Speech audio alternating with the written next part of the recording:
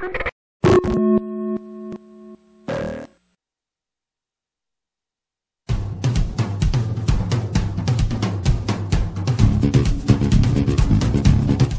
seara, doamnelor și domnilor! Vă mulțumim că sunteți alături de noi. Ascultați Radio AVFM, Vocea Europei. Jó estét, hölgyeim és uraim! Köszönjük figyelmüket! Önök az AVFM Rádió Európa hangja műsorát hallgatják. And, good evening ladies and gentlemen. Thank you for tuning in. You are listening to A Voice for Men Radio, the voice of Europe.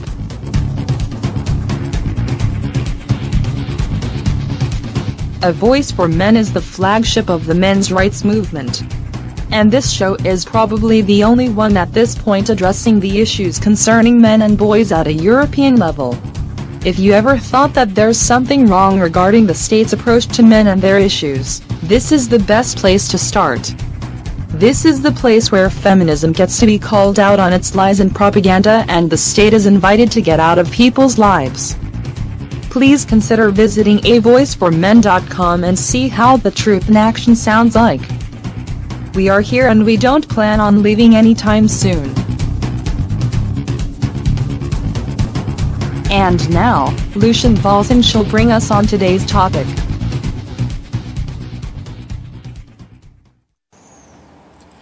And we're back. Greetings everyone, this is Lucian Balzan broadcasting from Transylvania. As usual, alongside with me is Herr Jon Gunnarsson, broadcasting from Deutschland, and our producer James Huff, broadcasting from the United States. Hello there, Jon. Good evening, how's it going? Well, it's going quite fine, and strange enough, now in September I have more like summer-like weather, as opposed to 2 weeks ago when we had October-like weather. So yeah, from a weather perspective, things are going well. From other perspectives, well, better than I would expected, but, well, you know, nothing's perfect. Yeah, it's similar here. Weather has been picking up last couple of days, so it's quite pleasant. Yeah, it's still a lot of boredom on the political scene, but that doesn't mean there is not enough stupidity to cover into the news. So let's delve into the news. You are listening to AVFM Radio, the voice of Europe. This is the news.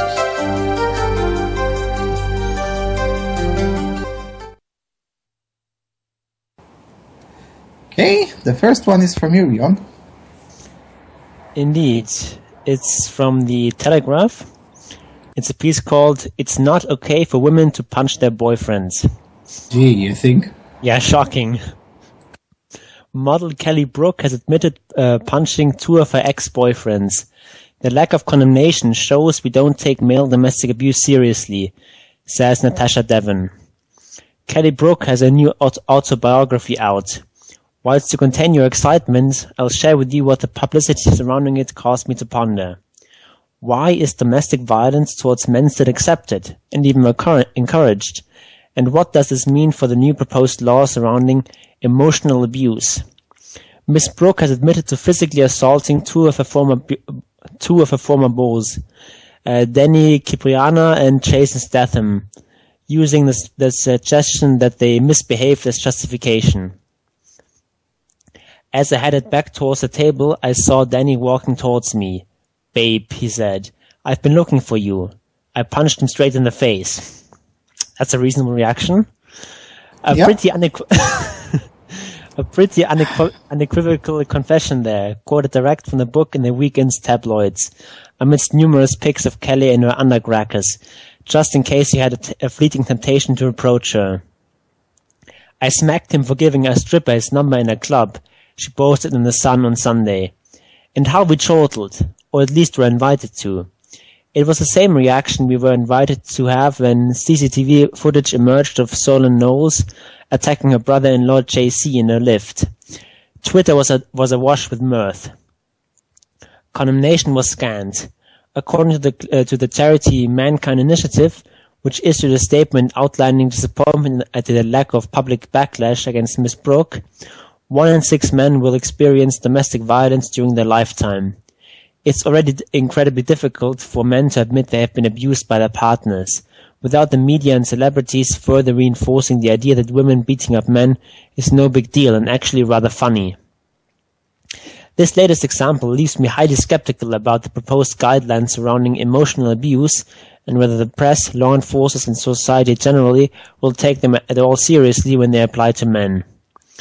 The new law, referred to as something which can be used to bring bullying husbands to justice, will permit victims to take action when they are subjected to, quote, any incident of threatening behavior, violence or abuse, whether psychological, physical, sexual, financial or emotional.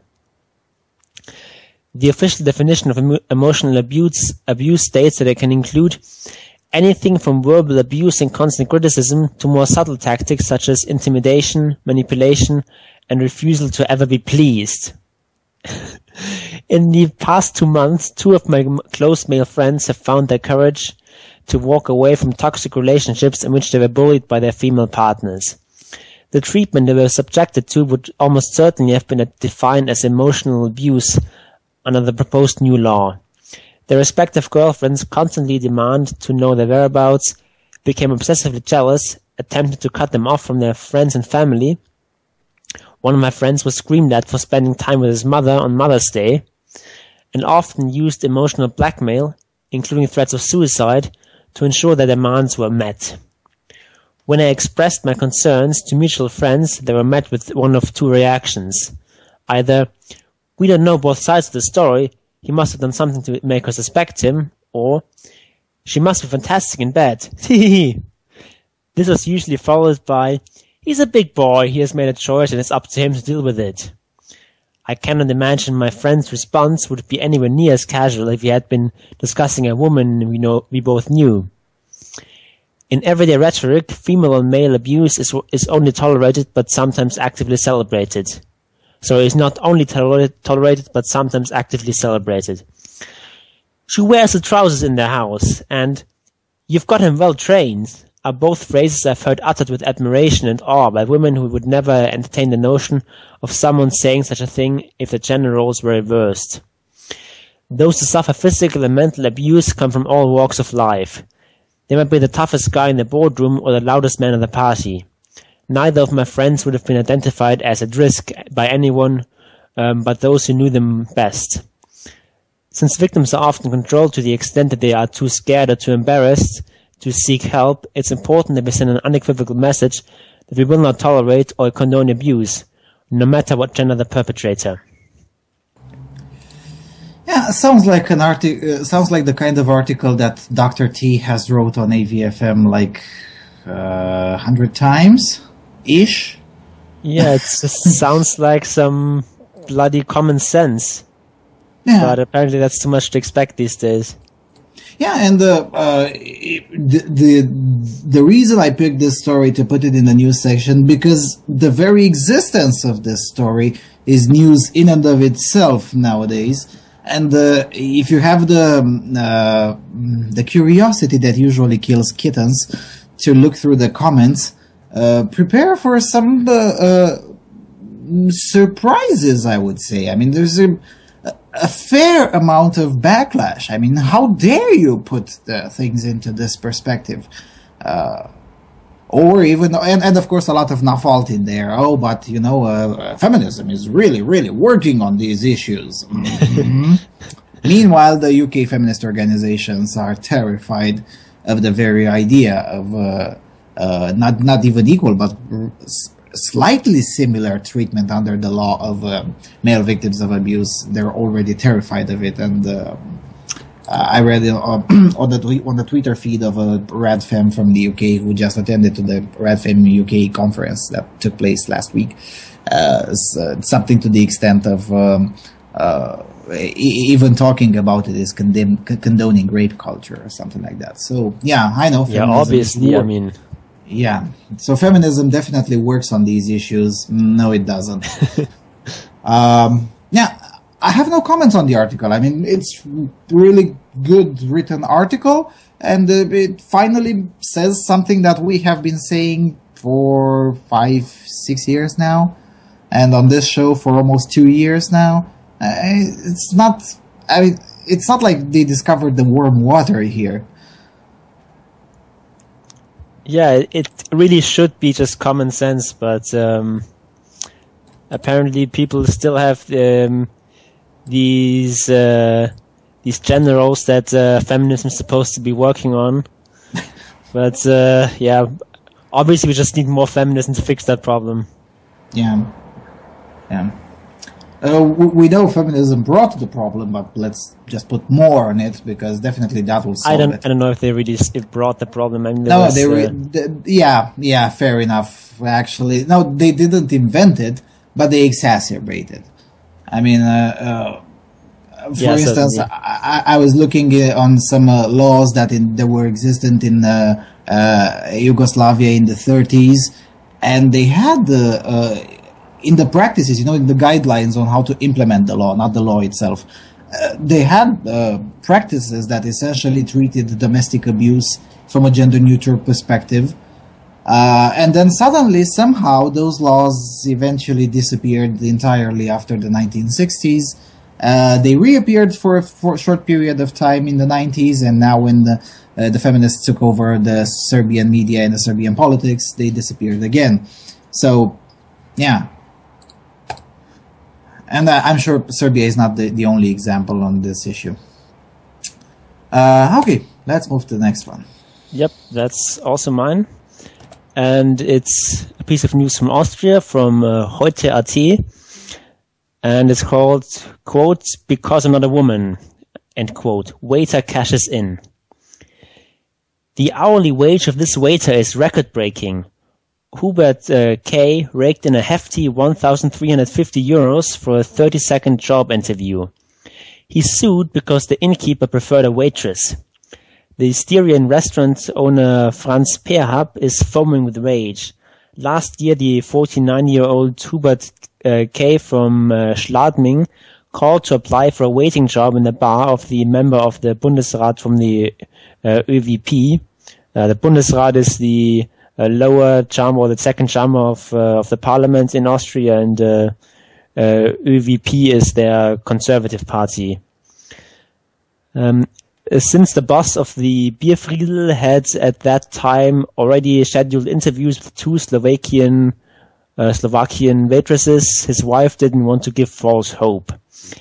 Perhab said, "My wife explained to him politely that if everything worked out well, we intended to hire the two ladies."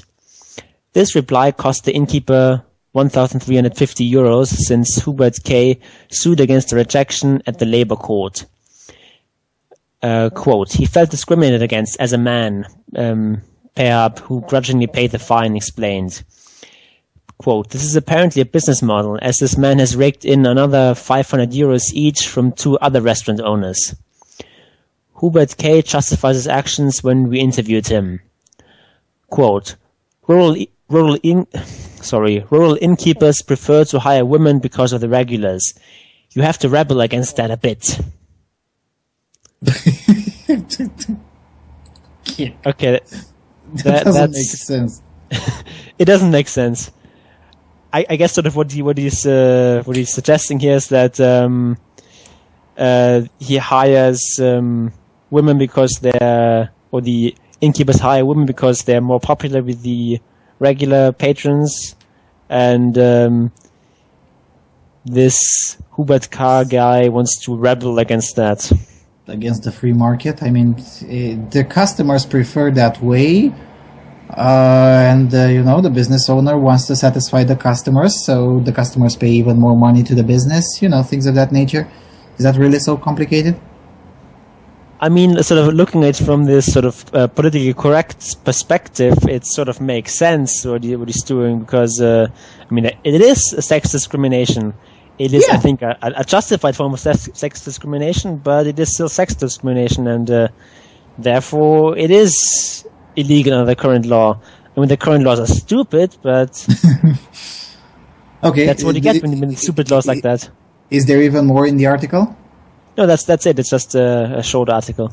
Okay, and that 1,350 euros was paid to him as reparations, or Yes. as a fine to the. Okay, well, at least that makes sense. I mean, I was going to ask how is anyone helped if the reparations are paid to the state? I mean, the state always wins in this anyway. I mean, but then again, I mean, it is. I disagree entirely with the man doing this, but on the other hand, it is essentially another way. That's how I perceive it. It's yet another way of the state to essentially extort money. This time by using private citizens, essentially by incentivizing private citizens to throw in bullshit lawsuits like this. I mean that's. I think almost certainly that's not what the law was intended to do. I mean. The law was intended to protect women from sex discrimination, but because it is sort of worded in a gender-neutral way, it can also be used the other way around. So, if it had been a woman, that would be the same reaction for me. It is a bullshit lawsuit altogether. I hire whomever the fuck I want in my business. You don't like this? Piss off. Go work somewhere else. Found your own place where you hire whomever you want. And compete with me and put me into bankruptcy. Lead the way. I mean, come on, is that really so complicated? Yeah, but that's just this whole idea that discrimination is somehow terrible and should not be tolerated. And yeah, but humans have been discriminating against stuff since like forever. Yeah, it is an entirely inconsistent idea, and but it's still incredibly popular. I mean, whenever you hire someone, you have to discriminate on some basis. Yes. You can't just hire everyone who applies. So you have to discriminate on some grounds. Maybe you discriminate based on education or based on how friendly a person is or something like that. But on some grounds you have to discriminate. It's just a question of what is a reasonable ground to discriminate. And I think in the service industry, preferring a woman or a man, especially an attractive woman, is entirely sensible. So I really don't see how it's reasonable to punish you for that. And again, if the society at large, and this pretty much shows again that this is the work of ideologues and not the work of the public opinion. Because if the society at large would have had a problem with that, they would essentially demand the business themselves. The customers would demand, oh, come on, are you going to hire a guy or not? Or things of that nature. I've seen that happening in the real life. I mean, it happens. And if the customers demand it, either you conform, or if you keep refusing to address the issue, eventually the customers will leave. And this has happened in several places, not in Europe yet, but it has happened in several places in other parts of the world, where essentially some customers didn't like the idea of women's hour, for instance, and they stopped going in there, and the place had to essentially drop the policy of women's hours and things of that nature. It happens.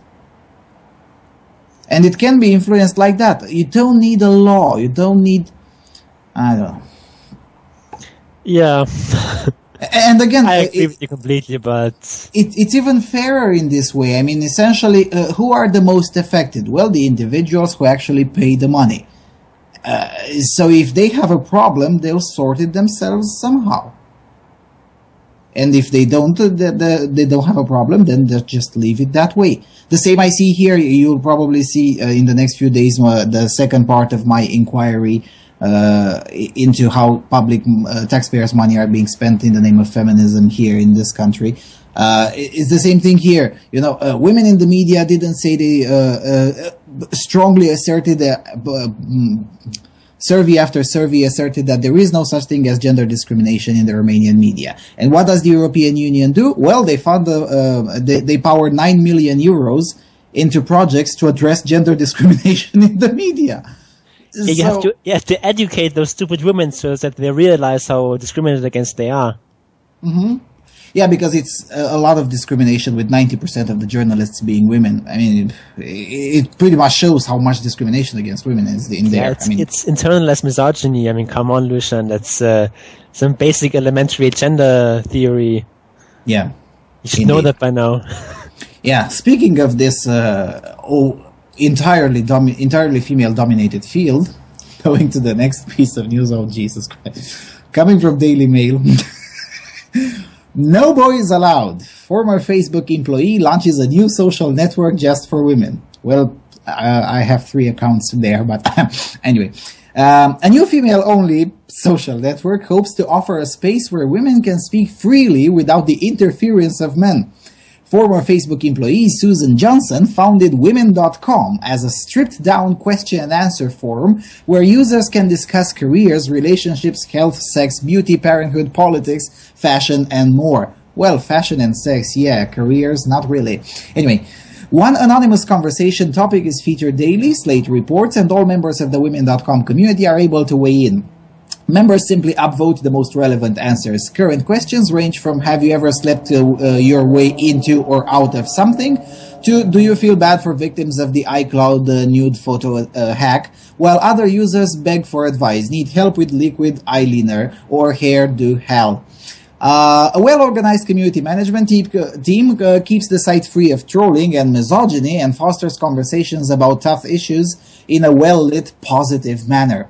And if a man tries to join the ladies' club, we've had a couple of them try to break in and we just escort them out, says Johnson. The site is invite-only and uses gain access via Facebook Connect, limiting potential for men to gain access via fake profiles. Right.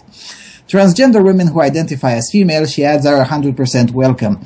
Unlike Facebook, which focuses on photo sharing and status updates, Johnson chose to organize her network around questions and answers because she believes a good question is the foundation of a great conversation between female friends.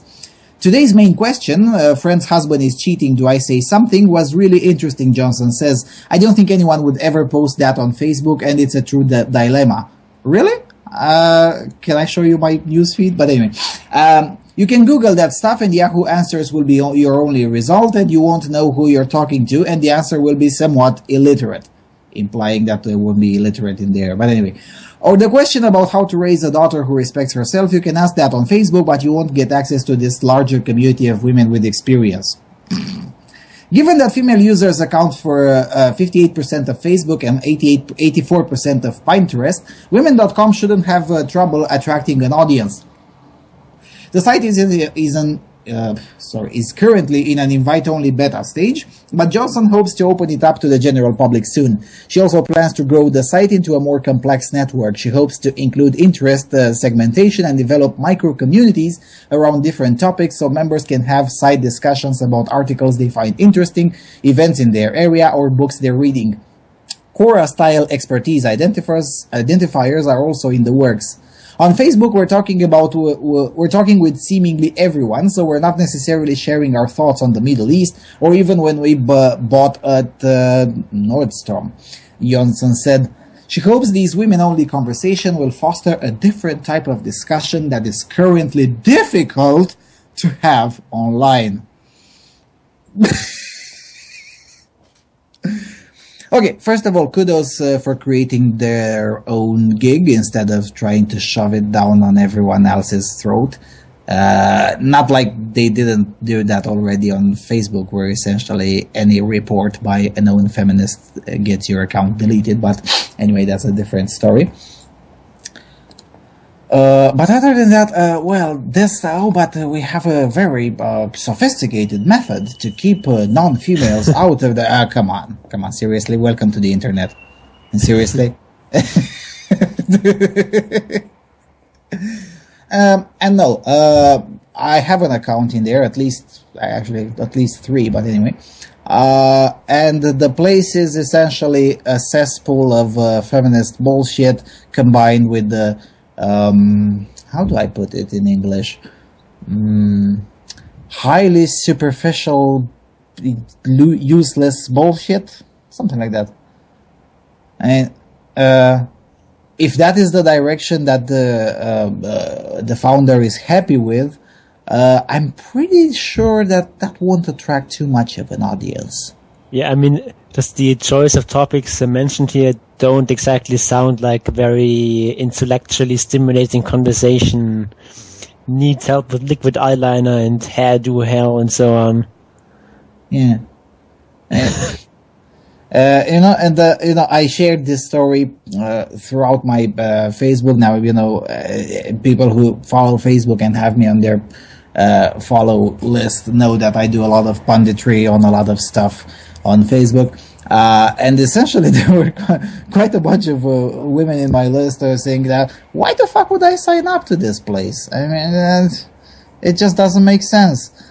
Now, granted, the women in my friends list may not be representative, but again, if this is the direction that the founder is content with, it's not even going to be fun. I mean, I hope it will change its direction, so at least I would get amused every time I read the thread. And seriously, please make it funnier. I don't know, invite Jessica Valenti in there or something. Make it funnier. Make it worthy. And I promise I'll visit daily or once in 2 days or whenever I want to read something incredibly stupid, but at least make it funny. Please, please, please make it funny. Although if they bring Jessica Valenti in there, then the fun goes all out of the window. Anyway, speaking of Jessica Valenti, Jessica Valenti is back in The Guardian, of course, because that will be probably the only place where Jessica Valenti would be allowed to write on a European website. Jesus Christ. The Guardian, Jessica Valenti, why is it easier to invent anti-rape nail polish than find a way to stop rapists? There are a lot of things I expect nail polish to do. Dry fast, cheap infrequently, and make me look halfway put together. Something I don't generally depend on my manicure for, however, is warding off rapists. But the members of the all-male invention team behind Undercover Colors, 4 students of North Carolina State University, say that with their new polish, any woman will be empowered to discreetly ensure her safety by simply stirring her drink with her finger. I'm appreciative that young men like these, I guess, want to curb sexual assault, but anything that puts the onus on women to discreetly keep from being raped misses the point. We should be trying to stop rape, not just individually avoid it. If it were truly that simple, previous iteration of this same concept would have worked. Remember the anti-rape underwear or the truly terrifying Rapex, a female condom that would insert tiny hooks into an assailant's penis? You can't really expect women to wear modern chastity belts or a real-life vagina dentata in order to be safe. That's not trying to stop rape. It's essentially arguing that some people getting raped is inevitable. Okay, I can't read the rest of the article. I just can't. Okay, I give in. No, seriously, I give in. I will argue that some people getting raped is inevitable. Now what? Oh, seriously. I'm not even joking here. People in general are imperfect. Ergo, the society in general is imperfect. There is no such thing as a solution, a universal magical solution that would make all the problems go away. Such thing doesn't exist. It never existed, and I sincerely doubt it will ever exist. Especially when it comes to dealing with violent crime of any nature, not just rape. So the next best thing you can do is to find better and better trade-offs to deal with it. Either, I don't know, tougher laws, better enforcement, better individual ways of avoiding getting into the situation in the first place, and things of that nature. That's why we invented, I mean, we've outlawed theft like since 4,000 years ago at the very least, probably even more. Yet we still had to invent, lockers and keys and things of that nature. It's just the way it is. Yeah, but I think we should stop trying to invent new locks because that actually promotes theft culture. Don't you know? Yeah, let's all go back to the way we were used to lock our doors 150 years ago. I mean, there is sort of a reasonable point that I don't know if she's trying to make it, but which could be made, is that individually preventing those crimes makes it more likely for others to be victims of those crimes. Like if I buy a better lock for my door, that makes it more likely that thieves will break into your house because mine is now protected. So there's a certain logic. Yeah, there, but that's a natural incentive for more individuals to protect themselves. Okay, but that's a moot point. I mean, and what is the better trade-off? Stop protecting yourself? And come on, seriously? Yeah, I'm just pointing out that there are certain negative externalities with this sort of prevention methods. I mean, they do reduce crime, but not as much. But like the total amount of crime does not go down as much as the individual amount of crime goes down, because some of that crime is just basically shifted to other people. Yeah, fair enough, and I guess from Jessica Valenti's point of view, that makes sense, since she openly admitted that she's a socialist, so she always thinks about the collective first. But then again, and also I have a real problem with all this. There is an epidemic of date rape. There were at least 3 studies addressing this topic in the UK. And eventually it was proven that the overwhelming majority of the individuals, men and women, who said that they have been drugged and then raped, essentially they were just too drunk. Their drinks had not been spiked at all. So I'm not even sure this is really an overwhelmingly pervasive crime. Yeah, I don't think that's either. I think it may in many cases just be sort of a convenient excuse for just getting shit-faced. Mm-hmm. Yeah, and given this aspect, for starters, the crime in and of itself is very rare.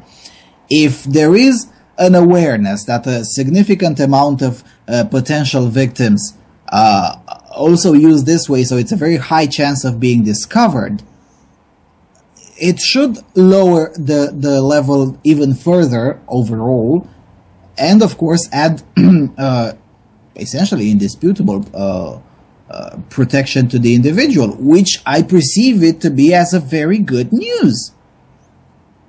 Yeah, definitely. It's just these feminists who are somehow angry at this are just completely unreasonable. There's like not even a single rational argument here. Like the argument that I just gave is not really something that's in that article. It's just it's just my trying to somehow find a reason that what she might have meant, but yeah. Let's go to the next one. Oh, the next one is also a stupidity from you. Go ahead. Okay. This is from Tor.com, an American science fiction and fantasy publisher. And so it starts like this. Shield maidens are not a myth. A recent archaeological discovery has shattered the stereotype of exclusively male Viking warriors sailing out to war while their long-suffering wives were at home with baby Vikings. We knew it! We always knew it! Plus, some other findings are challenging the whole rape and pillage thing too. Researchers at the University of Western Australia decided to revamp the way they studied Viking remains. Previously, researchers had misidentified skeletons as male simply because they were buried with their swords and shields. Female remains were identified by their oval brooches and not much else. By studying osteological signs of gender within the bones themselves, researchers discovered that approximately half of the remains were actually female warriors, given a proper burial with their weapons. It's been so difficult for people to envision women's historical contributions as solely getting married and dying in childbirth, but you can't argue with numbers, and 50-50 is pretty damn good. The presence of female warriors also has researchers now wondering just how accurate the stereotypes of raping and pillaging actually are. Quote, women may have accompanied male Vikings in those early invasions of England in much greater numbers than scholars earlier supposed. Researcher McLeod concludes, rather than the ravaging rovers of legend, the Vikings arrived as marriage-minded colonists. End quote. In many ways, this discovery is well timed with the recent uproar over Thor becoming a title for both sexes instead of an exclusively male name. Fingers crossed this means that pop culture could start including more female warriors than just Civ and Lagertha from the History Channel's Vikings above. Just so long as they're not wearing boob-plate armor. Because as we're always learning, women have always fought. Nope. Now, Go ahead. I included this piece of news just to demonstrate the amount of stupidity and really, really sloppy journalism that creeps in every time it comes to gender issues.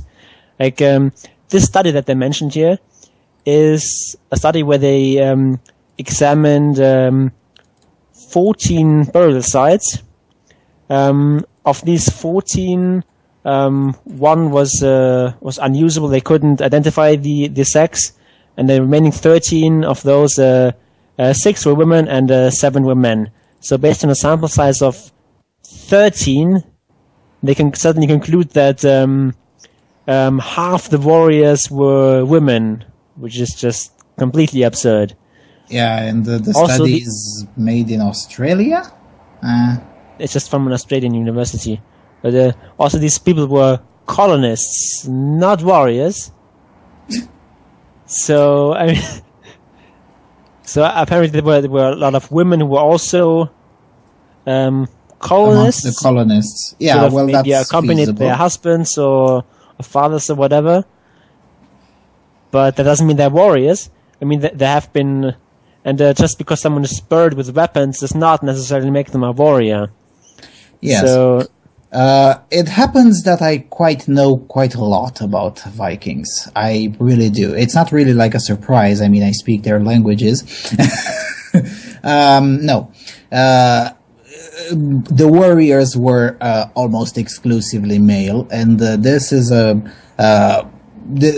to this I point out not just to the previous archaeological discoveries, but also to the fact that how the Viking law was structured. Essentially, this is a point that sometimes feminists make, Swedish feminists in particular, and they're quite right in pointing out the fact, but they don't understand why things were that way. Swedish feminists in particular like to say, oh, but we in Scandinavia have always been forward-minded and progressive. We always allowed women to vote and sit into the parliament. And yes, they had the parliament in the Viking time.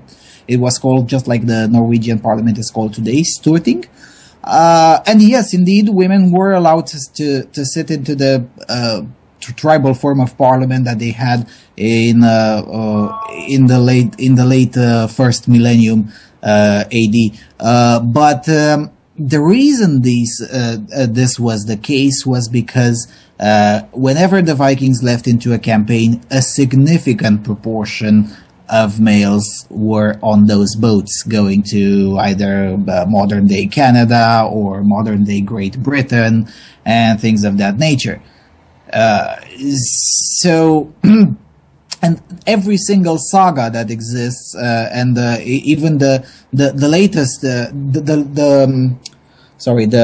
collections of folklore that were made in at the beginning of the 20th century, essentially, was the guy who also wrote the Nunoshk language. I forgot his name now, but every single thing that he has collected from people who had written evidence and passed through generations. Every single one points to the fact that women were not essentially included in the war effort. Now, true enough, they were allowed to join the war effort if they so wanted to, but very few of them really wanted to. I wonder why. Thank you, Kruldur. Yeah, Eva Ocean. Yeah, that's the name of the guy. So, no, half of the Viking warriors, no, they weren't women. They just weren't. It's just a lie. Yeah, in the colonists, maybe. But, again, the colonizing wave came a little bit later than...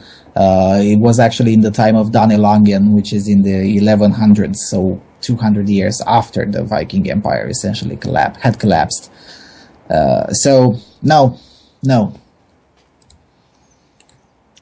Yeah, I have nothing to add to that. Just no. And again, if you want to know more, just look at the documentary called Blood of the Vikings. It's a documentary series made by the BBC. It's very professional documentary. I'm surprised that the BBC did such a thing, because they are not really famous lately to do documentaries tracing back genetical origins of people and things of that nature. And it also has all the historical references in there. Essentially, it all ties back for the last 100 years before the first Viking king, first and the only Viking king got up on the throne of England, Canute the First, essentially. So, yeah. Anyway, history lesson over. Going to the next piece of news from Norway, of course. NRK.no, dobbelt så mange barn vil skifte kjønn. The number of children wanting to change their gender has doubled. Now again, a very sensationalist title. Norwegian children are queuing to get treatment for transsexualism. The wait can provide enormous consequences, says the head of the university hospital in Oslo. I was only 7 years old when I noticed it. I was a girl born in a boy's body, says Tone Maria Hansen to NRK.no. Today she is 57 and general manager of Harry Benjamin Resource Center, a patient organization for people who have had or are awaiting gender corrective treatment. Talking about changing the gender 30 years ago was unthinkable for her. In the 80s, I was a woman born in the wrong body, filled with shame and carried a big secret. At the time, it was difficult to get help, but in the end, I did change my gender. It was about, it was essentially a choice about to live or not to live. Fortunately, it appears that more dare to come forward now, says Tone Maria Hansen. Patients are not getting treatment fast enough. For children and young people who are now in line to receive consideration by the National Clinic to get treatment for transsexualism, they get service at the Oslo University. The hospital is the only one to manage these issues and operate a diagnostic procedure on persons with this condition in Norway. The patient queue will probably only continue to increase, and we are already too short in our staff to provide all the patients with the proper level of treatment, says the manager Ira Haraldsen from the psychosomatic department. Over the past 5 years, the number of children seeking treatment more than doubled, says on the website of the hospital. In 2009, the department had 55 children between 5 and 18 years old awaiting treatment. Now the figure is doubled, with a total of 110 children in care. Only during the first half of this year, 52 new children sought treatment. The department estimates that the top has not yet been reached. Ira Haraldsen says that greater openness about gender identity has meant that more children now are queued for processing. The group that wants sex-corrective treatment has never been greater. First and foremost, there is an increase of correlation with the number of people who choose to come forward instead of living in hiding. In addition, parents are more informed now than before and have access to better treatment. Younger patients may be as low as 5 years old, but no one can be operated before the age of 18. The hospital requires patients to have undergone extensive studies and discussions before they can be operated. Neglected or delayed treatment can have enormous health consequences for children. Children can develop anxiety and depression and often fall outside of the society. Therefore, it is important to intervene early to prevent it from happening. Unfortunately, we're not always able to do so because of the problems that we have with our capacity, says Haraldsen. The branch manager emphasizes that it is far from all being that this is far from all the cases being just referred to special services once they've been diagnosed with transsexualism. Now, they say transsexualism here in English, I think, is gender identity disorder. Anyway, there are many who come here and experience a lot of uncertainty about their own gender. It is not, however, the case that everyone is born in the wrong body.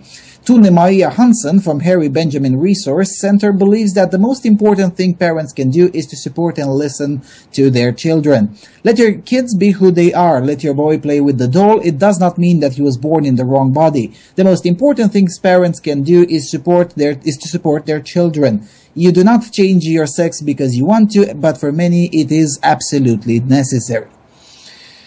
Okay.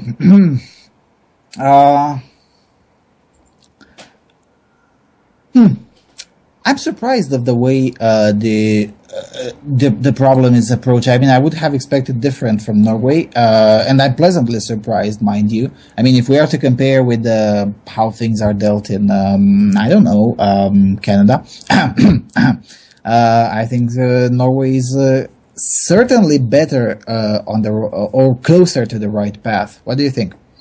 Yeah, it does sound like a pretty reasonable approach. I mean, it is a real problem that a lot of people have, and I think they should get treatment if they are convinced that they should rather live basically that they're born in the wrong body and they should be the other sex, then should go ahead and do that.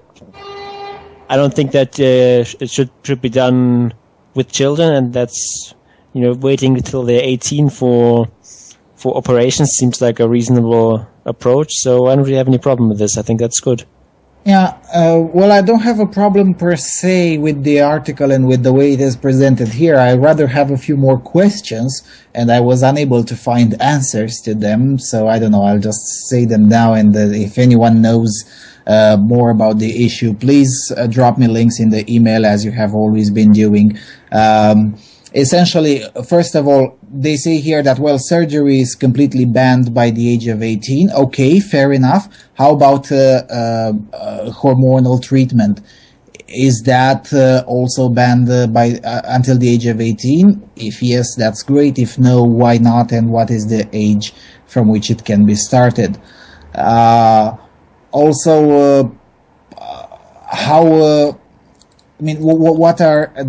is the speciality? The specialization, I guess I meant, of the people working with those kids. I mean, are those people essentially activists or people who have a lot to profit from propping up the numbers, or they're people who are essentially, skeptical? They seem, most of them, to be skeptical, as it says here in the article. Well, not everyone that has some sort of gender issue right now at the age of 8 is necessarily a person with gender identity disorder. I like that approach, but I'd like to know more about this. Yeah, I'm not too sure if it's given that they specifically say that under 18 they're not giving any operations, but they still have to help those people. So I that's what they said, I think.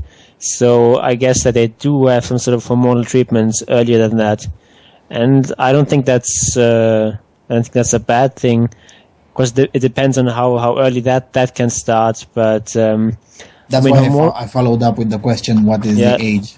The thing about hormonal treatment is that it's not permanent. You can reverse it without too much. To a certain extent, you can reverse it to a certain extent. Because that's the problem, and Norway in particular, just look on the documentations presented by Dr. Trond Disset from the Oslo University. Norway in particular had its own David Reimer case, essentially, also with a disturbed boy who was given hormonal treatment at the age of 12 or something, because everyone, including himself, but okay, he was 12, he has an excuse. But, since so-called doctors believe that, but he has gender identity disorder, when in fact he had essentially nothing. And he began transitioning treatment at the age of 12, and he shut it down by himself at the age of 20. And that left him with a lot of problems for the rest of his life. So that's why I'm asking. Yeah, but on the other hand, you also have to see that if someone actually does have gender identity syndrome and you don't give them treatment, that's also doing damage. So you have to weigh those two against each other. And yeah, but the damage is far minor if they commence the transitioning process at the age of 16 or 18 than the other way around. Again, I would like. Yeah, I'm talking about psychological damage and sort of. I mean, some of these people do, for example, commit suicide. I mean, it's not something that happens all the time, but it does happen, and they have a higher rate of suicide than every other group in the society. Yes.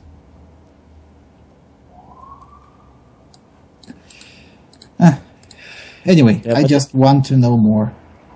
I mean, this approach that they're taking sounds quite reasonable, and you're of course right that there are a lot of people who don't really approach this from like a medical perspective, but they have an axe to grind. They just want transgender people to be accepted, and they think it's everything that goes against that is just bigotry, and you just have to have more transgender people and so on. That does exist, and that is very problematic. But these people sound quite reasonable, at least from this article. Yep. So, I just asked my questions. I'd love to know more. Anyone from Norway, please drop me links into my email. Going to the next one. That's from you. Exactly. It's a piece from the National Review. And it's called Feminist Failure on Rotherham. Presumably the advent of a nail polish capable of detecting date rape drugs in one's cocktail would mark a high water point in the empowerment of women against predatory men. Not so fast. The feminist backlash against the product has been vehement. According to Think Progress, such an innovation, quote, actually reinforces a pervasive rape culture in our society, end quote. Feminists of the vocal bathe in male tear sort find proof of rape culture all about. In newspaper satire, in 80s movies, in the verb to force. So one would think news that between 1997 and 2013, at least 1,400 children in Rotherham, England, were victims of sexual exploitation, would confirm the feminist narrative and ignite the righteous fury. Not so fast.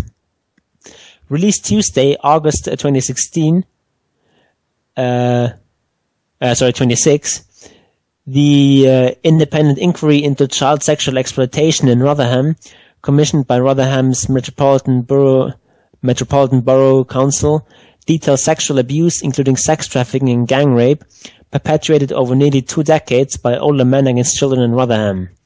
News outlets have released horrifying supplementary details. The UK Mirror, for instance, reports that Emma, a Rotherham area girl, was raped once a week beginning when she was 13 years old. When she provided to police the names of 250 men she claimed had raped her, police ignored her. Hundreds if not thousands of girls in Rotherham and throughout Europe probably experienced the same. In Rotherham there's a real-life rape culture, but you will not learn anything new about it from Salon, The Daily Beast, Jezebel or Slate. It has gone unmentioned at Feministing, Bitch Media or the Feminist Majority Foundation. There have been no outrageous op-eds from Jenny Cutner, Jessica Valenti or Samantha Leigh Allen. These are apparently not the rapes they are looking for. It is hard not to interpret the feminist blogosphere's silence in Rotherham as an indication of the movement's ultimate lack of seriousness. Perhaps they are not interested in confronting the ethnic and religious homogeneity of many of the perpetrators. Emma and the majority of the 1,400 victims were abused by Asian men, i.e. Muslim men, typically from Rotherham's Pakistani community. Local government leaders, social services and law enforcement, for fear of being labelled racist, ignored numerous reports they received. Or perhaps the rapes of young girls overseas are of no particular interest.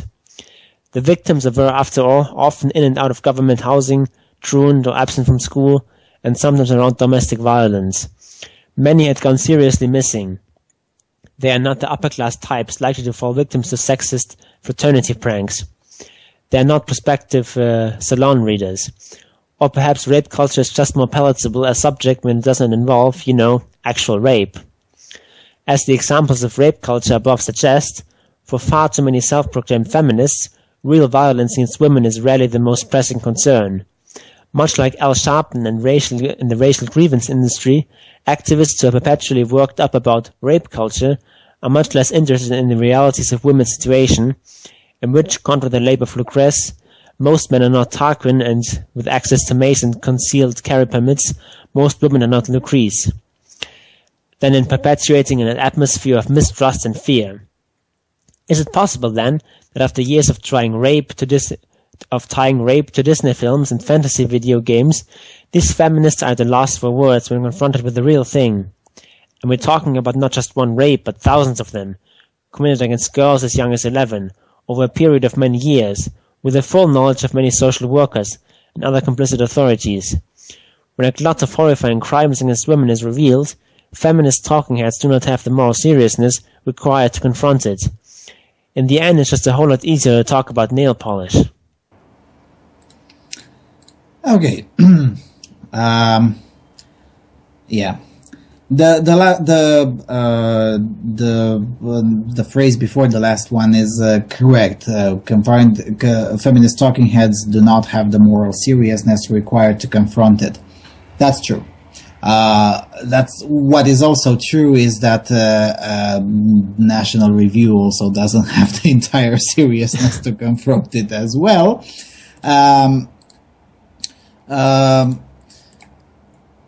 Essentially, now, first the good things about this article. The article is correct about pointing out the hypocrisy of Jessica Valenti, who in the same day when the Rotherham report was released, she was writing the article that we read here on the Voice of Europe about nail polish. So in this aspect, the article is correct. However, the article also falls into the same old claptrap.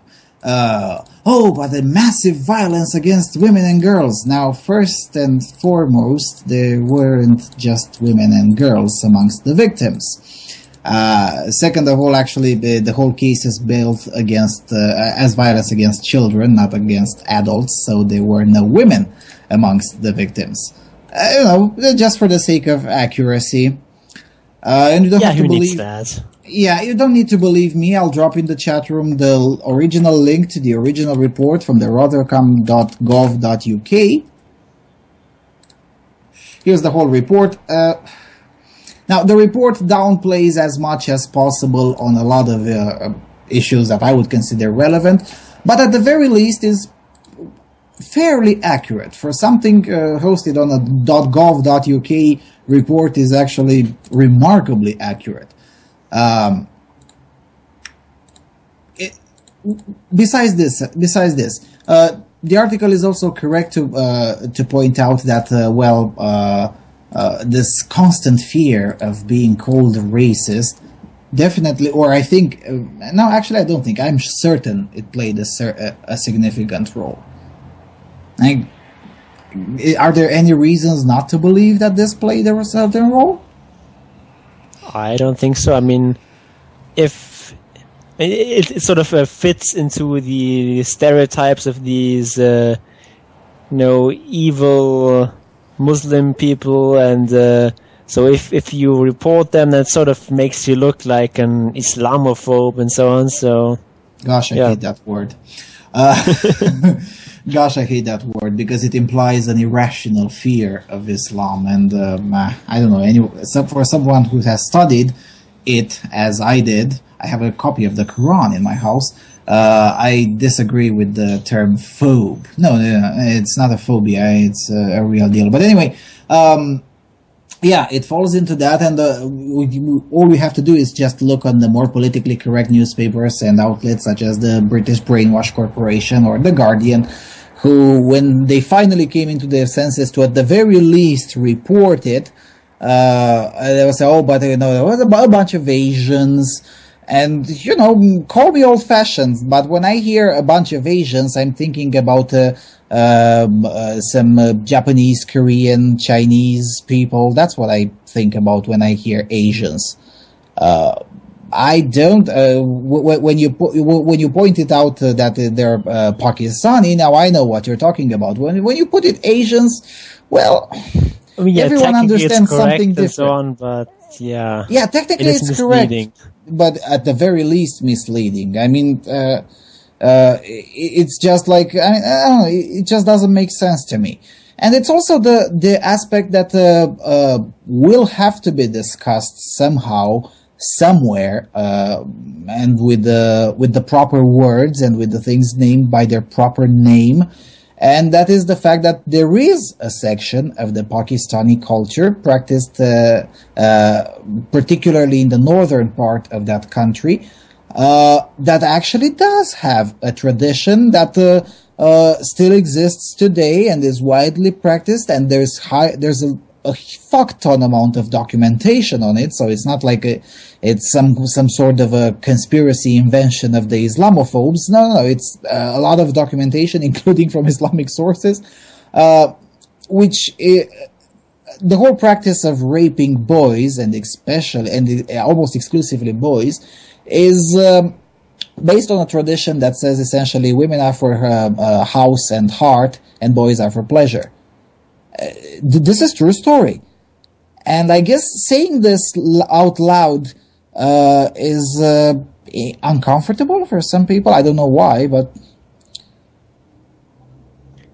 Yeah, basically the idea is that exposing this would give ammunition to right-wing extremist types and to neo-Nazis and so on, and other sort of unsavory people, and therefore we just keep quiet about it and just not talk about it too much because it might give the wrong impression.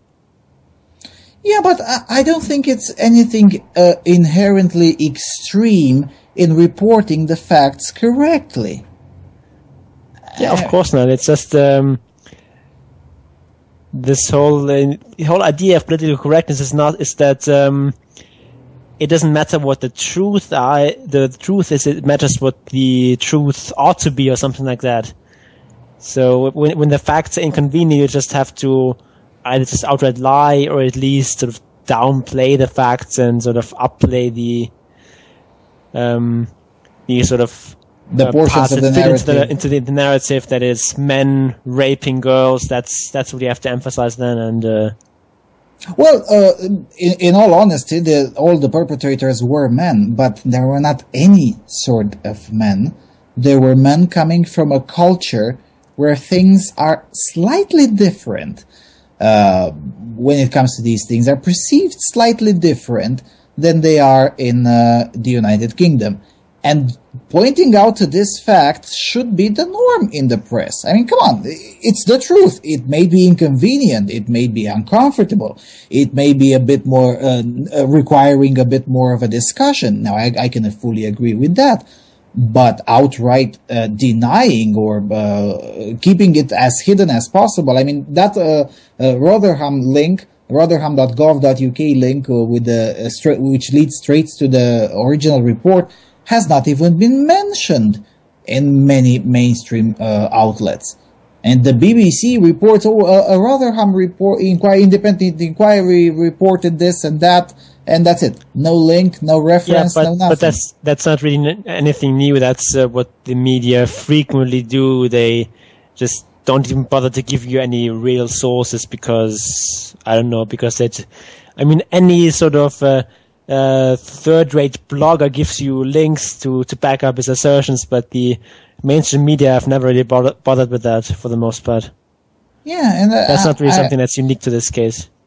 Yeah, fair enough. But actually, on BBC, they have got into the habit of providing original source or somehow some sort of source, either a video or things of that nature. They actually got into this habit in the last few months. But particularly in this case, well, they kind of forgot the link.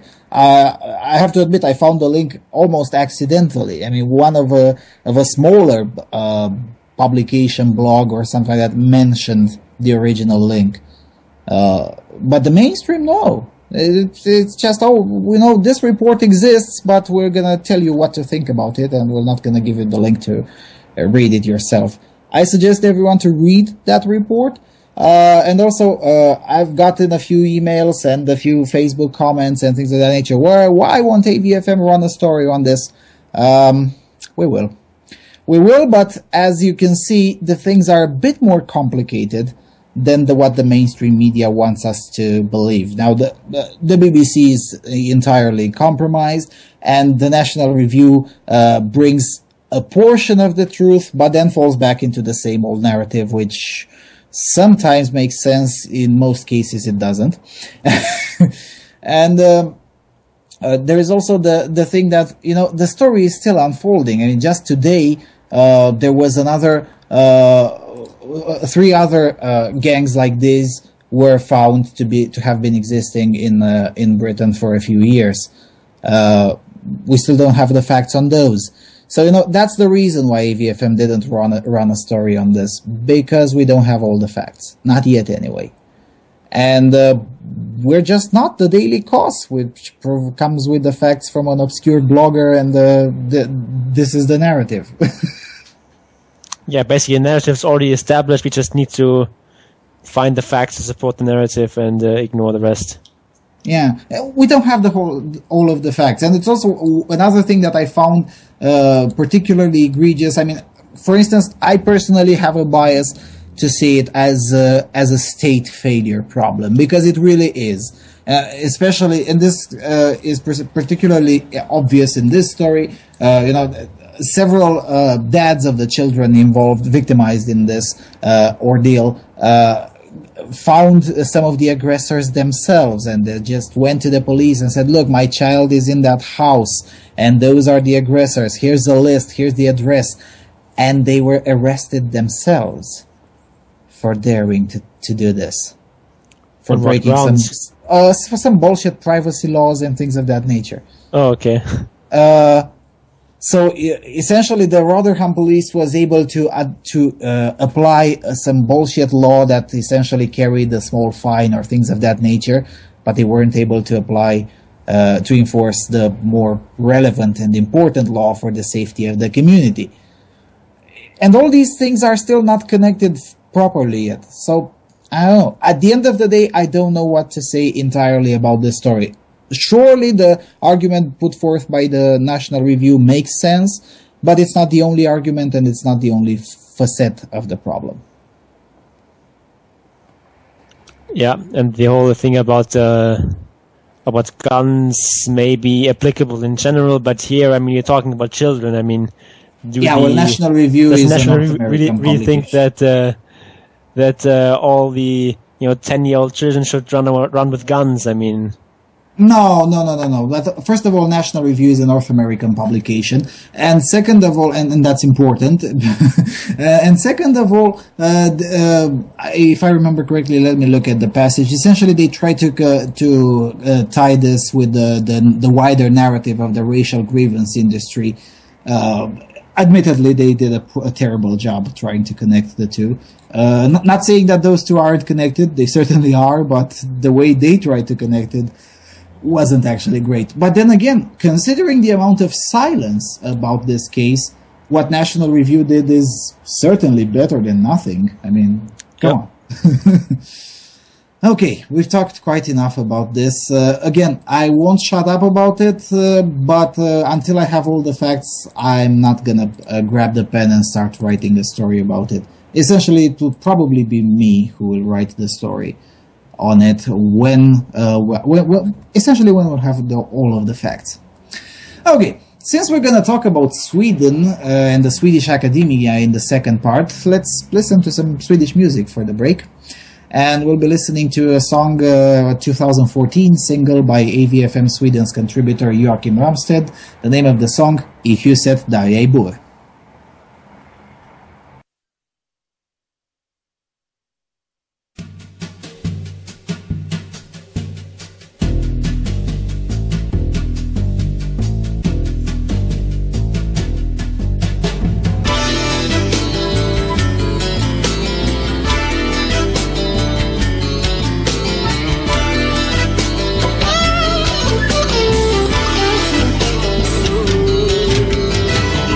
Ensamhet kan göra livet svårt. Om du har en vän som håller mig hårt. Att skiljas från dig har gjort så ont. Saknad driver så det ekar tyst och tomt. Vi för alltid var det löfte vi gav. Löfte som jag tänker ta till min grav. Men stund prövar ord men mitt håller.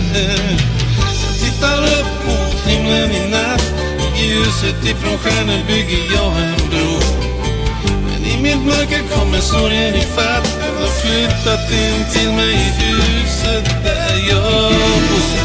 I huset där jag bor, i huset. I huset där jag bor. I huset där jag bor, i huset. Varför gör vi livet svårt för varann? Varför kan vi inte bara sträcka ut den här? Rädslan gör vår kärlek hård och kall. Smärtan får ändå alla till slut på färd. I en värld full av rädsla behövs en vän. En kärlek som kan testas igen och igen. Som kan böjas men som aldrig går av. En som gärna ger men aldrig ställer krav. Tittar upp på himlen i natt. I ljuset ifrån stjärnor bygger jag en bro. Men i mitt mörker kommer sorgen i fatt. Den har flyttat in till mig i huset där jag bor.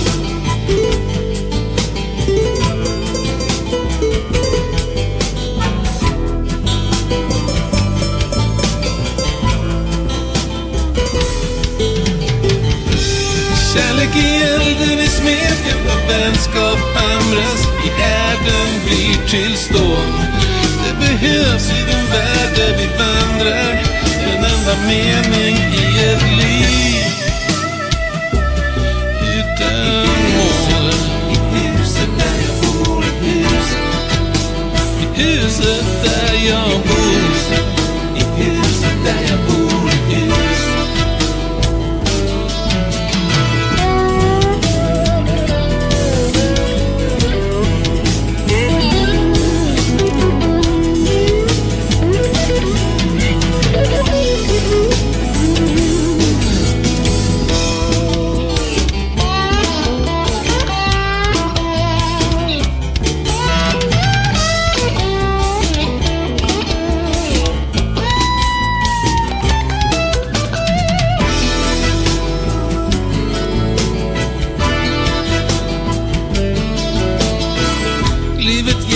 Och livet tar.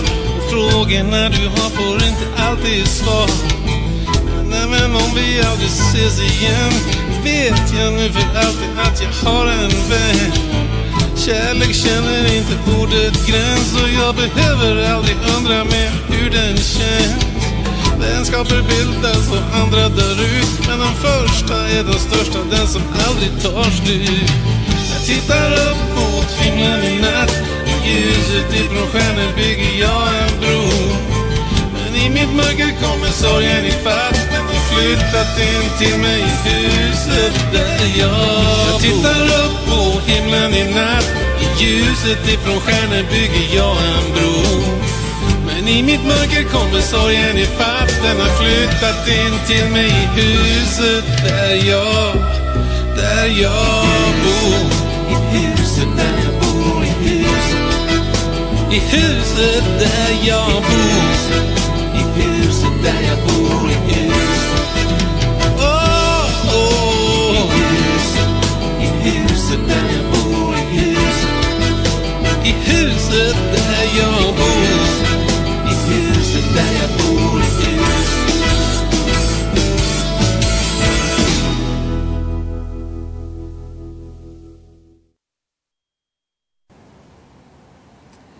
And we're back. We've listened to Joakim Ramstedt, I huset där jag bor, in the house that I live. We're into the second part of the show, Feminist Pseudoscience. Before starting to read some of the claptrap that we have saved for this episode, I want to announce the call-in number. The call-in number is 001-214-272-0408. Did I get that right, James? Yes, that's correct.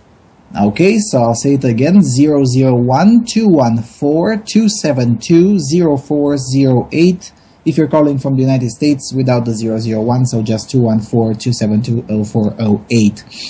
Okay, which one do I start? You got the document as well, Jon? I think you do, yeah. Yes. Okay. You'll take the second one, I'll take the first one. Okay. It doesn't really matter. They're both incredibly stupid. Notice that both of them come from the already famous, I mean, they're really, really my friends now, the Uppsala Universitet in Sweden. Uppsala Universitet is essentially the center of propagating a feminist drivel into everyone's academia. I mean, I've seen when I was in Budapest 3 weeks ago, oh, was it 3 weeks now? Anyway, when I was in Budapest, I saw the posters with the classes sponsored by the Uppsala Universitet, and I was like, oh, seriously, it's not, come on, please don't. And yes, they were gender studies. On the Central European University, just to know what we're talking about. Anyway, the body/embodiment group. Feminist theory of the body and embodiment is a prospering field of rich and diverse research. We might even say that the body has always figured in one way or another into the field of feminist theory, and that contemporary understandings of the body have been directly or indirectly shaped by this field. Well, I actually agree with this. But not that I don't take it as a good news. From discussions of motherhood, pregnancy and abortion, and of pleasure and sex, of eating disorders, as well as the gendered male body, and the incorporation of disciplinary regimes to theoretical discussions of embodiment and the individuation of bodies, feminist thinkers, that's an oxymoron right there, have played a key role in forming different ideas and understandings of the body in numerous areas. In the feminist critique of the mind-body split and its dualistic counterparts, male-female, culture-nature, public-private, human-animal, there is also an ambition to counterbalance and transgress the dualistic thinking present in both scientific explanations and disciplinary boundaries. The body has become a veritable hotspot, marking itself as a boundary concept that forcefully disrupts given disciplinary identities and fields of investigation. The body is also a locus where nature and culture meet, and it refuses to accommodate any easy distinction between the two terms. Instead, the very presence of the body demands a radical rethinking of the meaning of both nature and culture, but also a reconceptualization of animal-human relationships. Bodies make themselves present at the very core of a range of different embodied phenomena, such as emotions, desire, identity, and agency. Embodiment, in its most simple understandings, means the lived experience of human beings, an experience which always bridges the natural and the cultural. Embodied beings are never determined by its material or its social and cultural embodied conditions, but at the same time never fully unbound or completely elastic. The historical and spatial differences, changes and stabilities in how bodies and embodiment are perceived and understood provide insight into both the potential and constraints of future body theory. The approach of looking at the intertwinement of material, cultural, and social dimensions of embodiment and embodied practices also includes studying how normative understandings of embodiment and embodied practices become central in the organizations of work, institutions, production of knowledge, etc. How embodiments and embodied practices are perceived, negotiated, reinforced, and/or challenged in particular historical, geographical, and institutional settings is one theme. Another theme is to develop and formulate theoretical understandings of lived embodiment. It has a mission statement. Should I read it? No. No, I won't read that. Okay, what the hell did I just read? Yeah, like somewhere in halfway through that, my eyes glazed over, and yeah, that's where it goes full retard, doesn't it? I mean, never go. First of all, I want to know if you are able to explain to me, Jon, what the hell is embodied practices? I looked all over the website. I have no idea.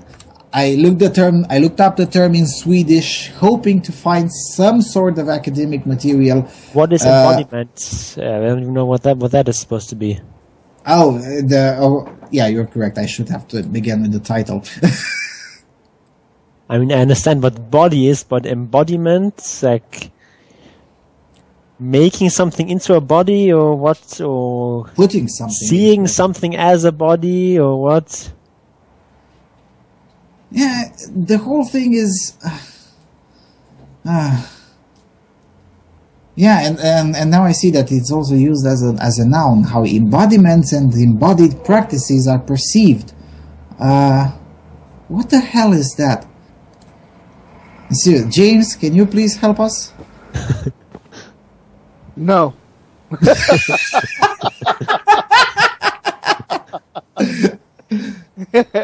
That's, yeah, it's gibberish. Jonathan in the chat room, our head of AVFM Hebrew, looked up in the free dictionary. I'm not really so sure now. Looking for an academic reference, mate.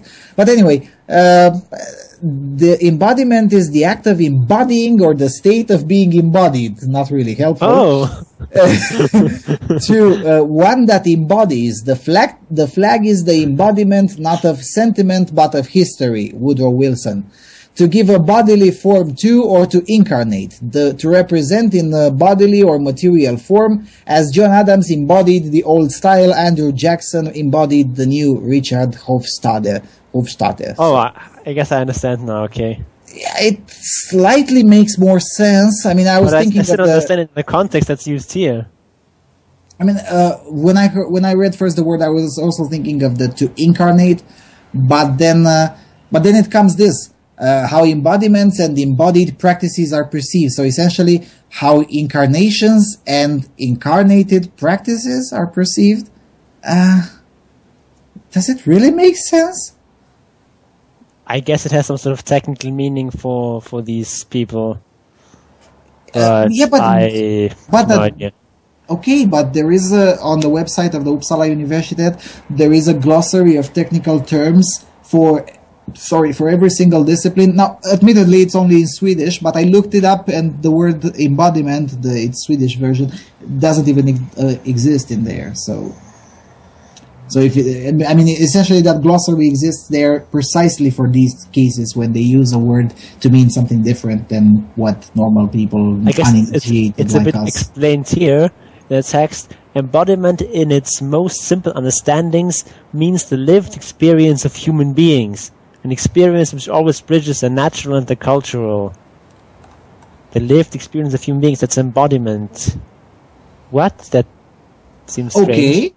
Okay, and then how does this phrase again make sense? How lived experience of human beings and embodied practices, which is essentially lived experiences of human beings' practices.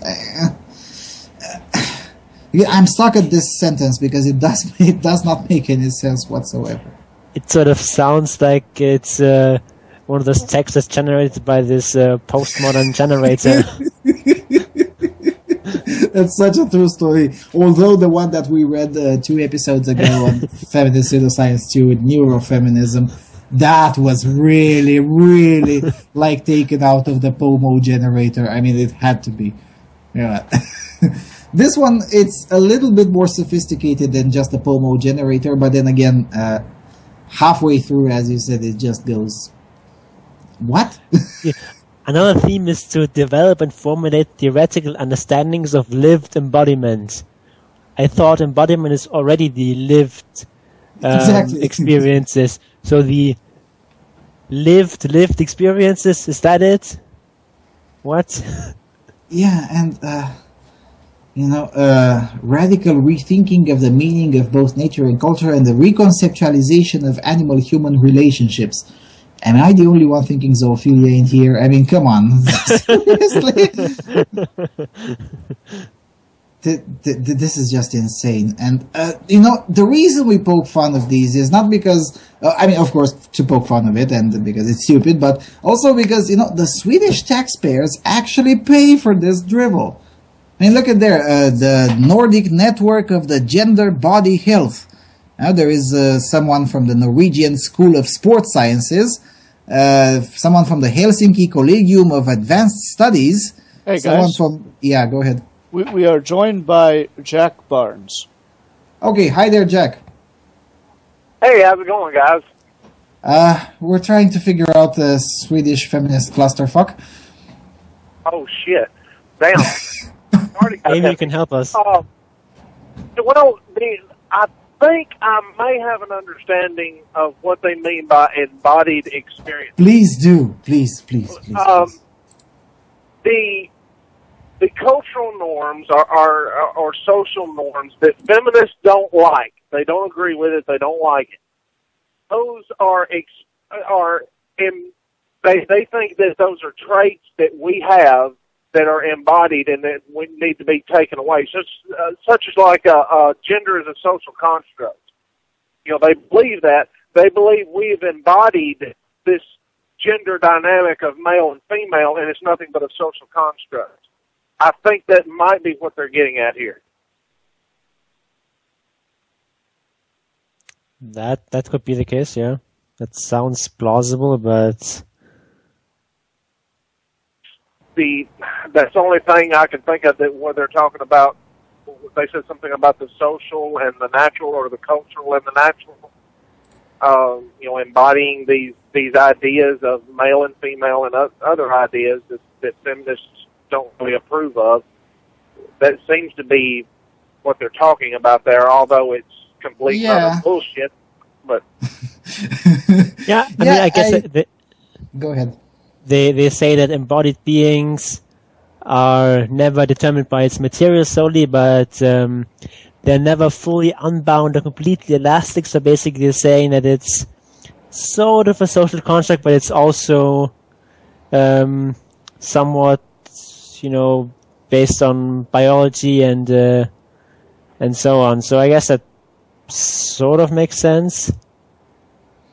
No, probably Jack is right, because I'm reading now from another link, the /research. I'm going to put it in the chat room. You have it definitely in the document on current questions and directions. And it says here that essentially the research in the body embodiment group covers a great range of questions, blah, blah, blah. One theme is the socially and culturally inscribed meanings to bodies and embodiments. Several project research to powerful constructions of bodies as normal or deviant, male or female, functional or non-functional, same or other, which also marks some bodies as more frightening than others and other bodies as more open and available to others. I guess that's a very gibberishic way of saying exactly what Jack said. It seems to be that they're trying to justify their ideas of, like, for instance, that gender is a social construct, heterosexuality is a social construct, and all these sorts of things. They're trying to give it legitimacy by inventing these big words and phrases that are difficult for people to understand.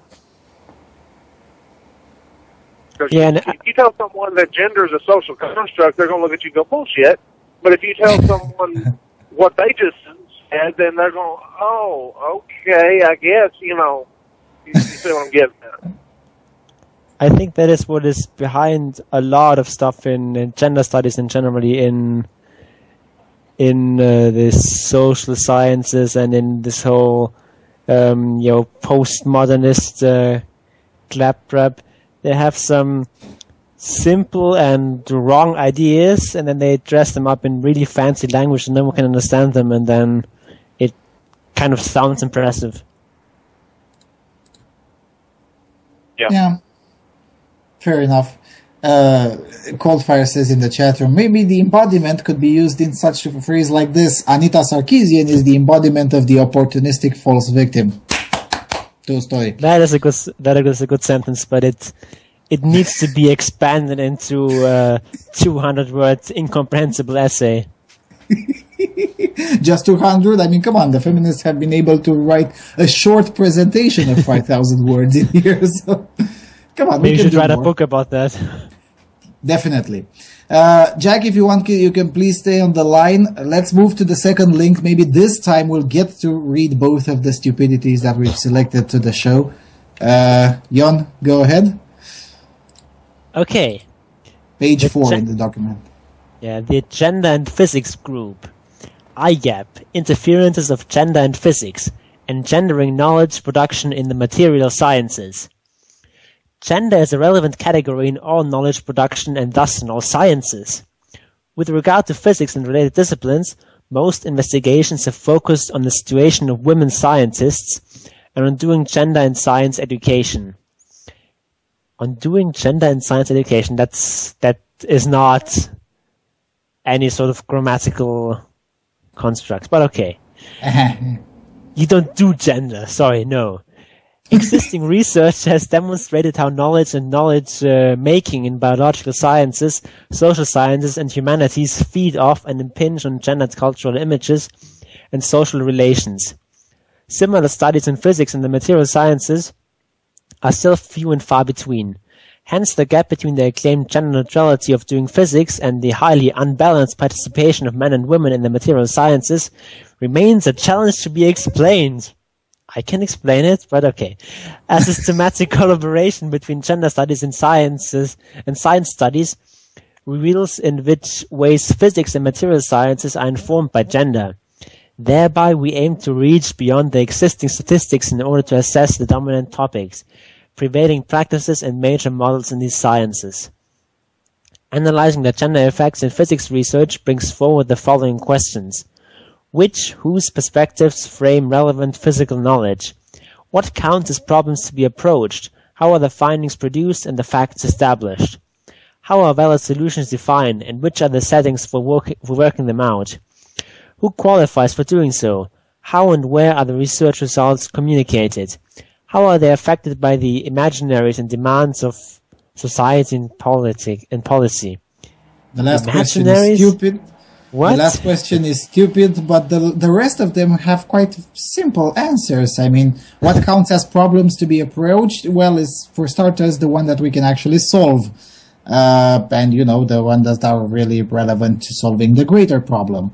I mean, the feelings of a problem don't matter if that is permissible, please.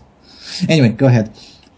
The key notion of interferences captures the programmatic idea of thinking categories from different fields of study through another. As interferences in physics, our research program fuses a critical interdisciplinary research approach towards gender, physics and material sciences. The ambition with the International Research Network IGAP is to critically evaluate established categories in physics and the material sciences with gender as an important tool of analysis. Which interferences can be observed if you bring together concepts from social theory, science studies, and gender studies? How does it challenge our way to think through these sciences? Scientific concepts such as force field, energy, dynamics, etc., may be fruitfully introduced to rethink social studies of science and gender theory. Then, how could this affect our way of thinking gender through physics? The envisioned physics-gender dialogue is directed towards the exploration of an innovative conceptual framework. Quite frankly, no. The mission statement. The only other portion relevant about this topic is in the other link in the page 5. As of 2011, they essentially did three things: gendering the canon in social studies of physics, material sciences. B. Feminist materialism and current trends in feminist theory, and interferometric investigations of physical knowledges and gender in the making. Okay. What? Knowledges. I hate that when they're putting these plural to words that don't need it. Knowledges and histories and so on.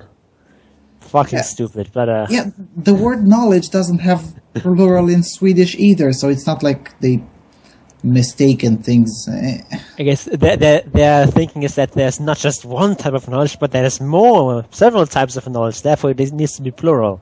No, fuck you. That's not how language works. Jack. Yeah, this seems to be nothing more than mansplaining, taking to these logical conclusions. Mansplaining is a feminist idea that a man's opinion, his lived experiences, his ideas about any subject whatsoever are worth less than a woman's because of patriarchy, or what do you guys call it, potatoes. That is taken to the next level, or to its logical conclusion. Well, if men's opinions are not as valid as women's, then we've got to question all this science and stuff that's been going on for thousands of years, because we really don't know the truth until women tell us what it is. I mean, I guess it really takes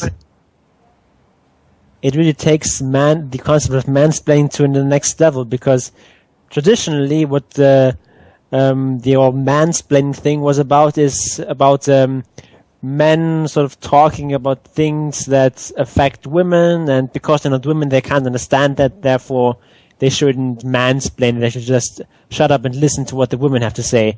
But now it's taking that to a whole other level. It's not just about women-specific issues that a man is supposed to shut up, but now they can't even talk about physics or something without being mansplaining and so on. Yeah, essentially the concept of mansplaining in its there really is, and I hate to be me to do that distinction, but there really is the radical and the mild version of it. The mild version of the mansplaining quote unquote concept is essentially when a man talks about a particular topic. That's his opinion that exists through his gender. So there needs to be a woman's opinion on the same topic in order to maybe have a more human understanding of it. So essentially, if a man says 2 + 2 = 4, that's his gendered opinion. I mean, it's not the whole humanity's opinion. You know, if there's 5, then it's 5. Yes, and the woman says it's 5, then we need to have a discussion about it. That's the mild version. The extreme version is, as Jack puts it, essentially, anything a woman says is a priori true. Anything a man says is just a gendered opinion, or things of that nature. But... Well, listen, I can definitely understand where these feminists are coming from as far as stuff like physics being oppressive to women. I mean, all you have to do is look at one of these older women at a slut walk and tell that gravity is oppressive to women.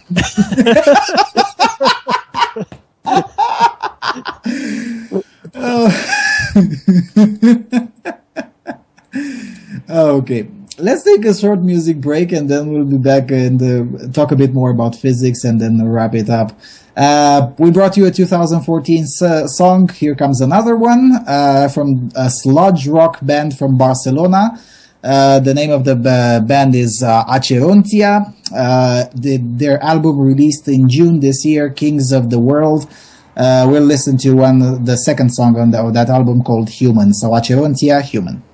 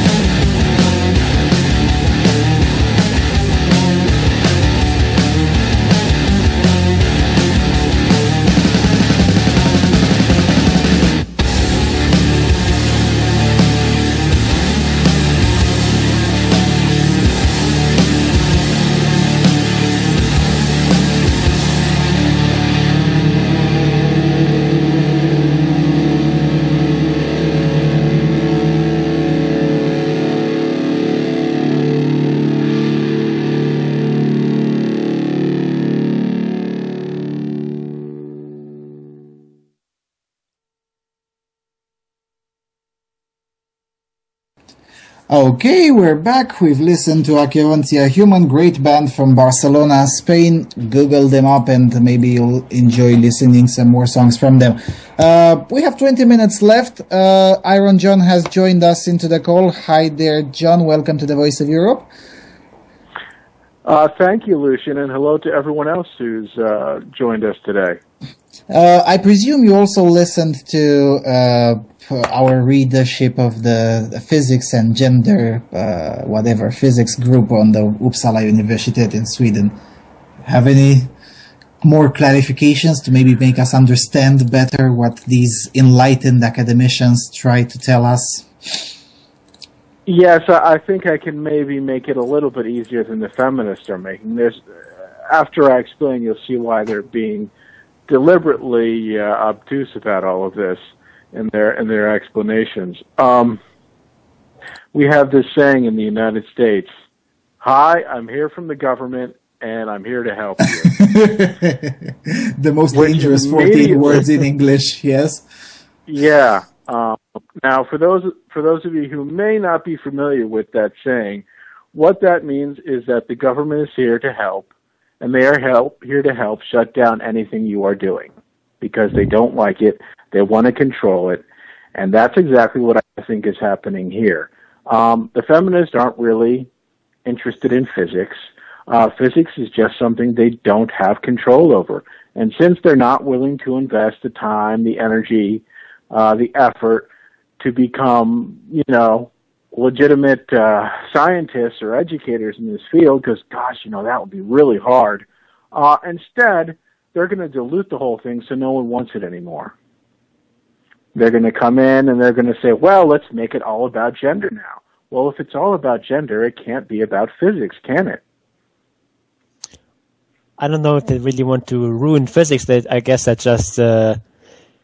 It's just physics is just one of their hosts, and they want to infect it with feminism so that they can also suck out some money out of physics. Because this gives feminist academicians just more areas where they can apply their theories to, more grant money, more attention, and so on. I don't think that they are deliberately trying to kill physics. Just like parasites, they want to kill their host. They just want to feed off them. Well, that's certainly, I would say that's certainly part of it. Now, there's another element to this. Now, remember, these are feminists, and we get the complaint here in the United States there just aren't enough women in science. It must be because those evil men are keeping women out. I don't tend to agree with that. I tend to think that people make choices based on what's important to them.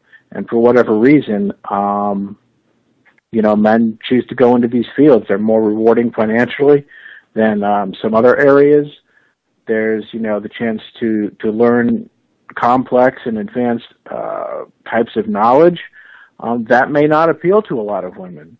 It does appeal to men for whatever reason. And I think that they just want to relieve the stranglehold that they believe men have on this. And if women can't have it, well, then no one's going to have it.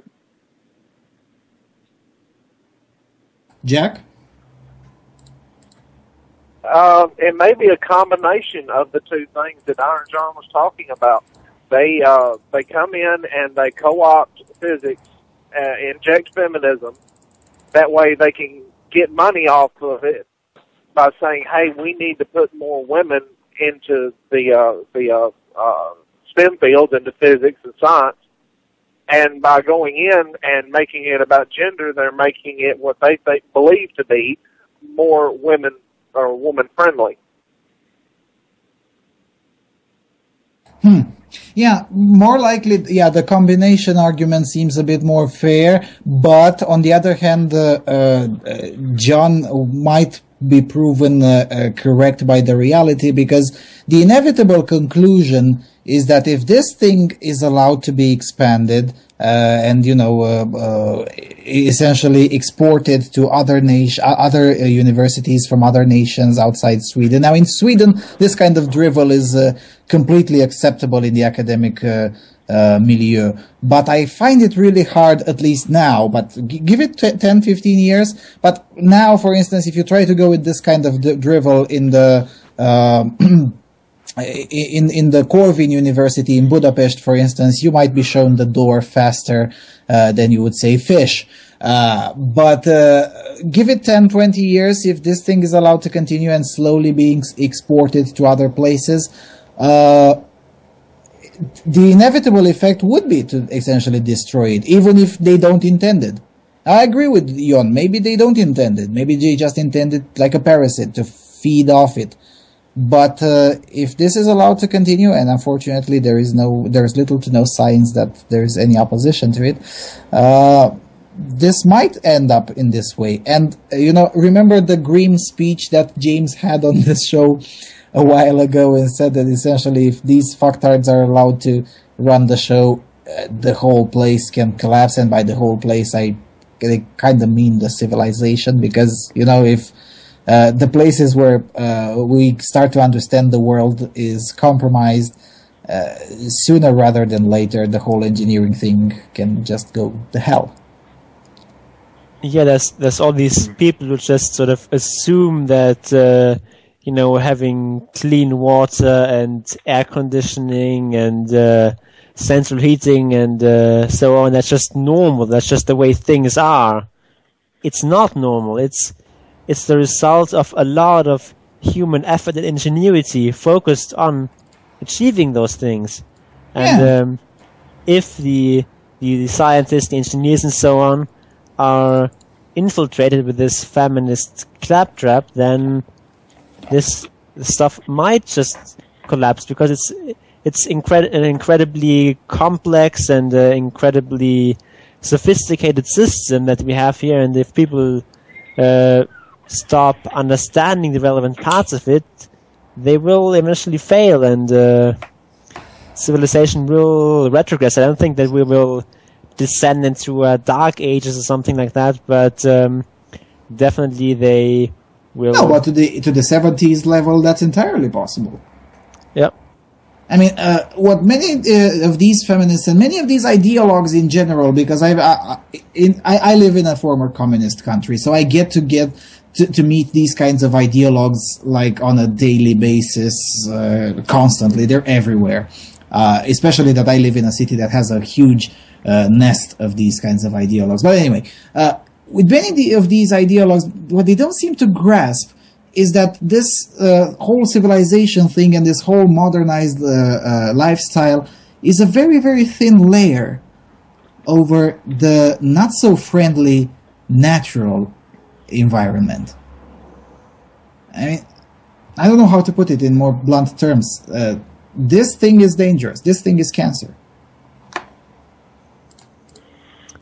Well, if I could say something... please do. Maybe less grim than I do. Well, maybe a little bit.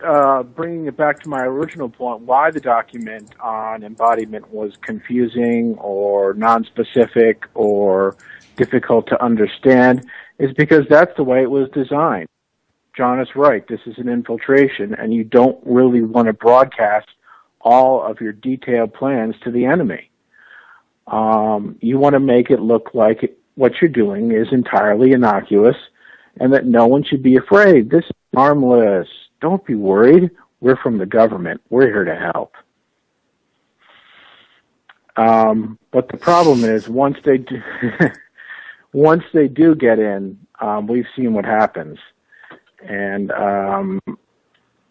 what they're trying to do is they're trying to set up a screen so anyone who does object to it looks unreasonable, because they're really not saying anything that anyone could really object to, are they?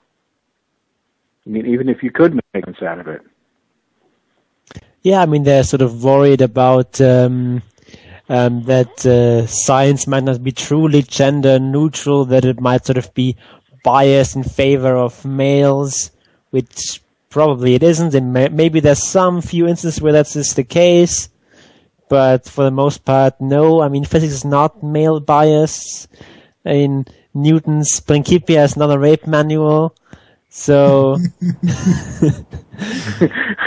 Yeah, we're laughing, but there are feminists out there who actually believe that Newton's Principia is a rape manual. No, they're basically saying that we want to come in here to make it sure that women's voices are sort of heard and that it's truly gender neutral.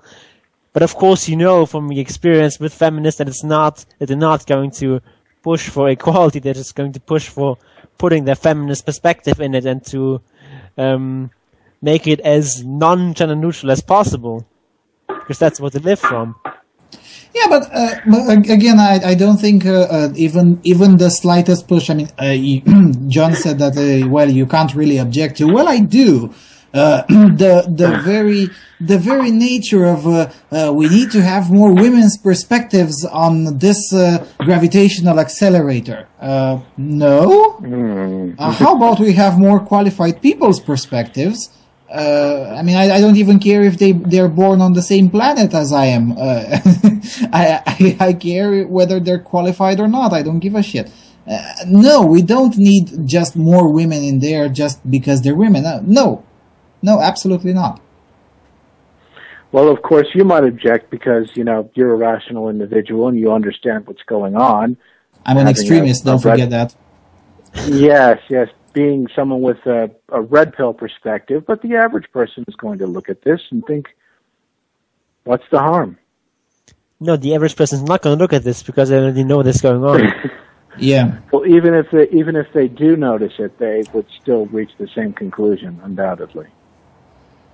No, the average person is not going to look at it. Jon is correct. I mean, think about it. I've spent 2 hours trying to find these things. I knew they existed, and it took me a while to find them. So the average person accidentally stumbling into this, I don't think so. It's highly unlikely. Jack, go ahead. But what if they're trying to infiltrate into science and co-opt it and take it over, so that they can generate their own scientific principles and philosophies that no one can question? Isn't some of the European nations or some of the universities in Europe, isn't it like they throw you out or if you even question feminism? In Sweden, in the Uppsala University, yes, they do.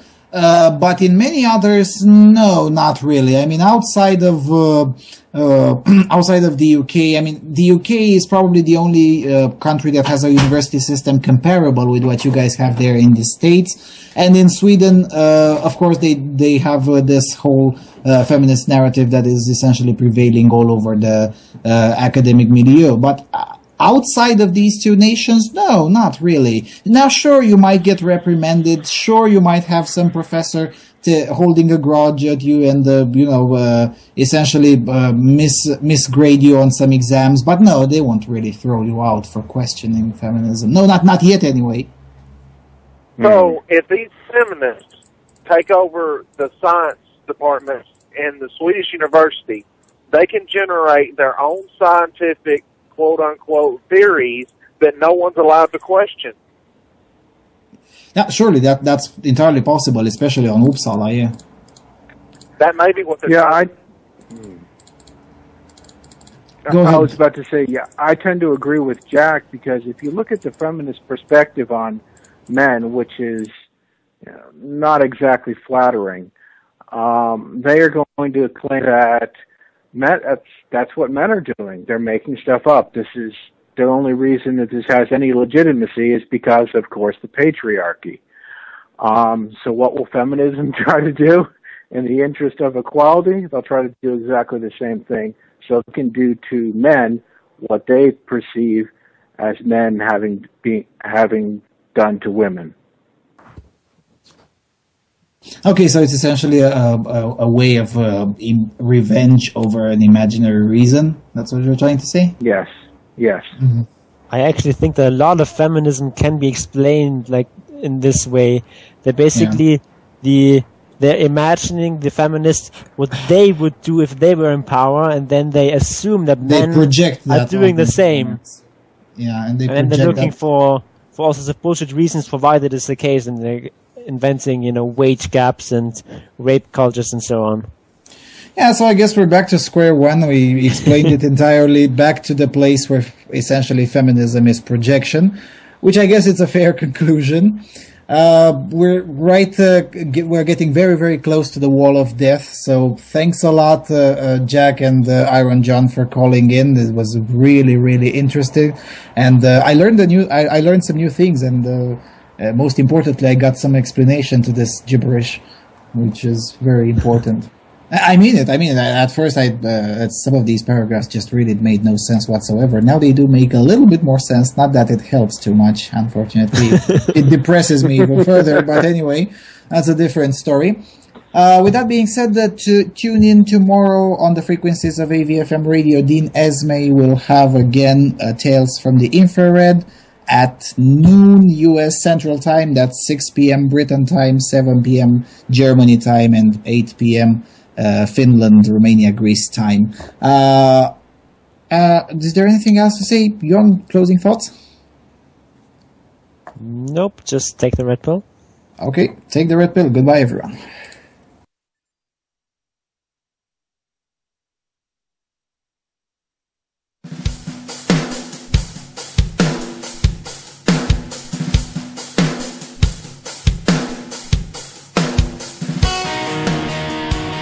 This has been a production of A Voice for Man. Lucian Wilson and his guests, thank you for listening to the Voice of Europe.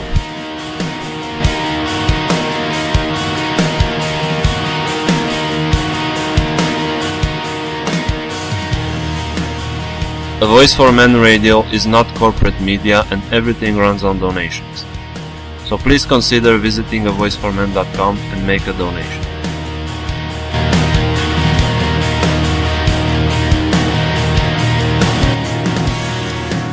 We would also like to thank the artists De Prima Terra, Mbezna, Cristian Buica, the Iranian band Arsames, the DDG Project, and all the other artists that offered us their songs to use under Creative Commons license.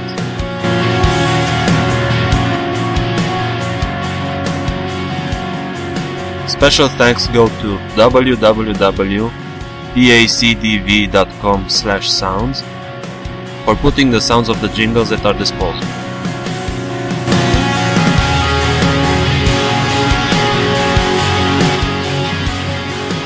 We would also want to remind the listeners to take the red pill.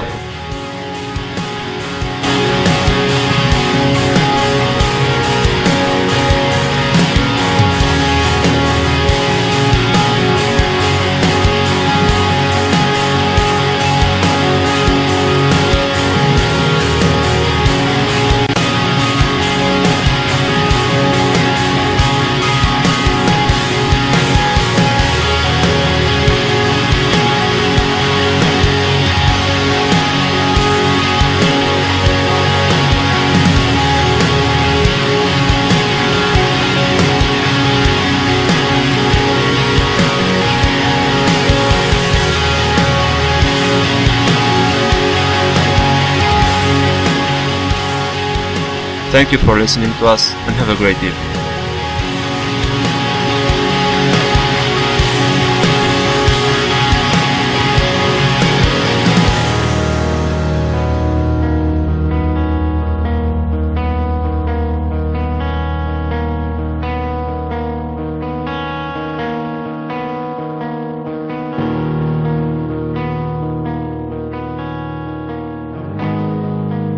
Ați ascultat Vocea Europei.